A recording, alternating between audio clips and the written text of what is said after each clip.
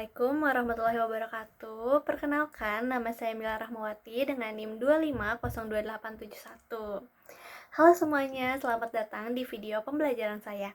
Hari ini kita akan membahas tentang topik yang sangat krusial di dalam perencanaan pendidikan, yaitu Social Domain Approach, khususnya di sekolah dasar. Bayangkan nih, tiba-tiba di sebuah desa mengalami angka kelahiran yang melonjak, atau di sebuah perumahan tiba-tiba banyak keluarga muda.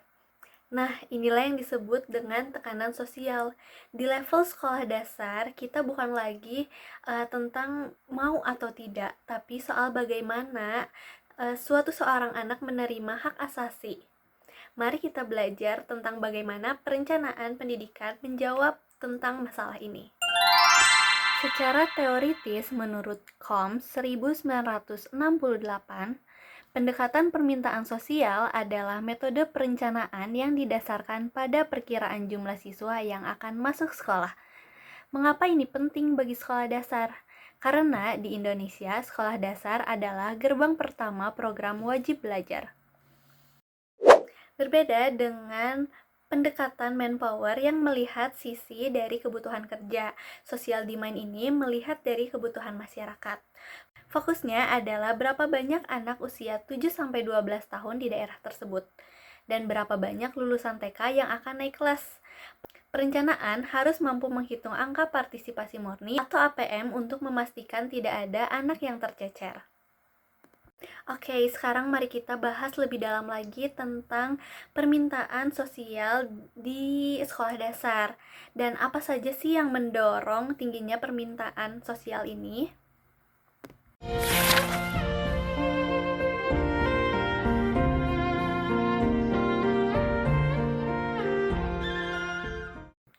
Pertama, demografi. Struktur penduduk kita yang didominasi usia muda membuat permintaan akan sekolah dasar selalu stabil dan cenderung naik di daerah urban. Kedua, kesadaran kolektif. Saat ini, orang tua menganggap ijazah sekolah dasar bukan sekedar kertas, tapi fondasi karakter. Ada tekanan sosial di mana orang tua akan merasa gagal jika anaknya tidak sekolah. Lalu yang ketiga, kebijakan politik. Misalnya, kebijakan zonasi. Meskipun tujuannya memeratakan kualitas, zonasi ini menciptakan permintaan terkonsentrasi pada sekolah-sekolah tertentu di zona padat penduduk. Ini adalah tantangan besar bagi perencana pendidikan untuk mendistribusikan sumber daya secara adil. Nah, teman-teman, disinilah letak masalahnya. Saat permintaan melonjak tinggi, pemerintah sering merasa dilema antara kualitas versus kuantitas. Seringkali, demi menampung semua anak agar sekolah, terpaksa kita menggunakan sistem double shift, yaitu pagi-siang, atau menambah jumlah siswa di dalam satu kelas hingga lebih dari 30 orang. Secara angka, perencanaan ini berhasil memenuhi social demand, tapi secara kualitas, proses belajar mengajar menjadi tidak efektif. Seorang perencana yang handal itu tidak hanya memikirkan jumlah tambahan kursi, tapi juga memikirkan hal lainnya, seperti jika sekolah menambah 100 siswa, maka sekolah juga harus memikirkan berapa banyak tambahan kursi, berapa banyak tambahan meja, dan yang paling penting, berapa banyak tambahan guru yang bersertifikat. Sebagai penutup, bagaimana sih solusi ke depannya? Perencanaan pendidikan berbasis permintaan sosial harus memulai dengan memanfaatkan big data.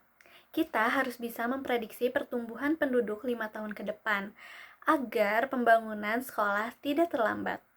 Social demand bukan soal angka di atas kertas, tapi soal masa depan generasi bangsa. Pendidikan dasar yang terencana dengan baik adalah kunci bagi kemajuan suatu negara. Setelah kita memahami tantangan dan dilema yang ada, pertanyaannya adalah apakah solusi konkretnya?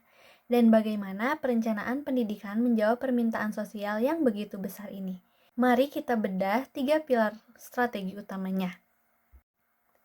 Langkah yang pertama, yang paling fundamental adalah infrastruktur masif. Permintaan sosial seringkali tidak sebanding dengan ketersediaan ruang kelas. Oleh karena itu, Pemerintah perlu melakukan pembangunan unit sekolah baru atau USB, terutama di area blank spot atau daerah padat penduduk yang jumlah anak usia SD melampaui batas kapasitas sekolah yang ada. Strategi yang kedua adalah peningkatan sumber daya manusia.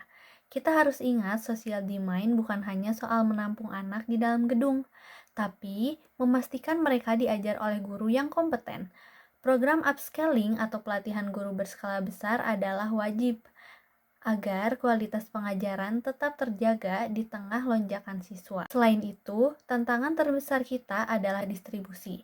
Melalui jalur PPPK dan sistem rotasi guru yang tepat, perencana pendidikan berupaya memastikan bahwa tidak ada lagi penumpukan guru berkualitas hanya di sekolah favorit.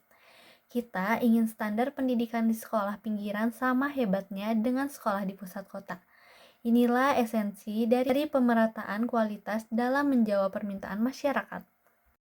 Strategi yang terakhir yang menjadi penentu utama di era modern ini adalah digitalisasi dan pemanfaatan data. Perencanaan pendidikan masa kini tidak boleh lagi hanya berdasarkan tebakan. Kita butuh big data analistik untuk memprediksi secara akurat berapa banyak bayi yang lahir di tahun ini dan berapa banyak kursi SD yang harus tersedia selama 6 tahun ke depan. Melalui sistem PPDB online yang terintegrasi secara nasional, kita menciptakan transparansi sehingga masyarakat merasa tenang karena proses pendaftaran bersifat adil. Terakhir, digitalisasi materi ajar membantu kita agar mengatasi keterbatasan buku fisik di daerah-daerah sulit, sehingga akses informasi dan ilmu pengetahuan menjadi tanpa batas. Untuk memahami bagaimana social demand bekerja secara real, mari kita bedah satu kasus yang sering terjadi di lapangan. Ada belasan orang tua dan juga wali murid di Porong Sidoarjo, Jawa Timur yang resah karena adanya keputusan sepihak-pihak sekolah dasar negeri yang memindahkan belasan siswa baru ke sekolah lain dengan alasan kelebihan kuota siswa. Karena banyak keluhan, kasus ini akhirnya juga viral di media sosial.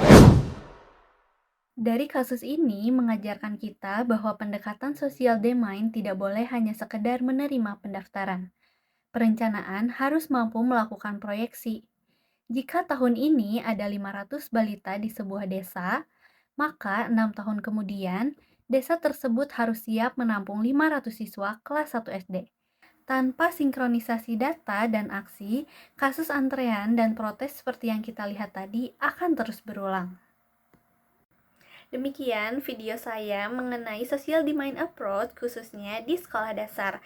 Semoga video ini bermanfaat bagi kita sebagai calon perencana pendidikan di masa depan. Saya Mila Rahmawati, pamit undur diri. Bye-bye.